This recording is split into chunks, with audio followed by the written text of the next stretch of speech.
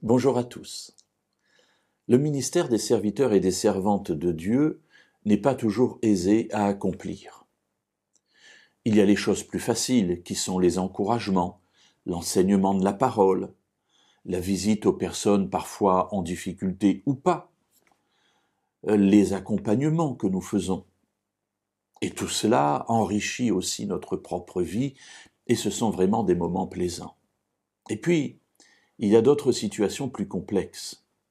Lorsque, face à des situations, on voit certains dangers et on essaie d'avertir les personnes ou les communautés de ce qui risque de se passer.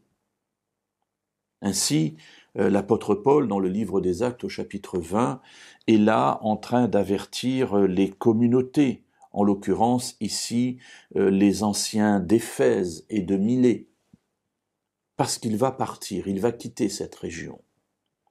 Et il le dit au chapitre 20, donc au verset 29, « Je sais que parmi vous, après mon départ, s'introduiront des loups redoutables qui n'épargneront pas le troupeau. » Voilà, ce que Paul est en train de dire, c'est que pour l'instant, je suis là, et ces personnes qu'il compare à des loups redoutables sont encore à l'extérieur du troupeau.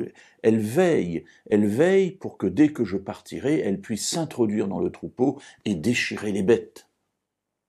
Pour l'instant, vous êtes protégés par ma présence, par mon enseignement, par tout ce que je partage avec vous.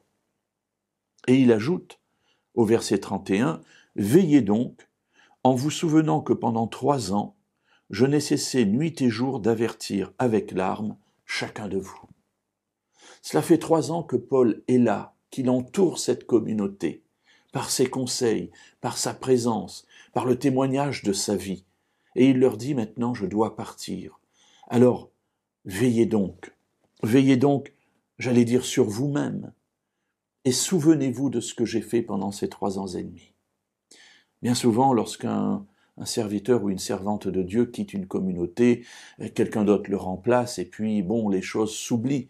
Mes amis, il y a là tout un ministère, tout un travail qui est fait par l'Esprit, par la présence de Dieu. Veillez et souvenez-vous de cela. Paul ajoute, « Pendant 3 ans, j'ai averti chacun d'entre vous. » Il ajoute avec larmes. C'est-à-dire que ça a été quelque chose de difficile pour lui, ça a été quelque chose de poignant. Il y a mis, permettez-moi l'expression, de ses tripes. Parce qu'il avait l'amour des personnes qu'il servait de la part de Dieu.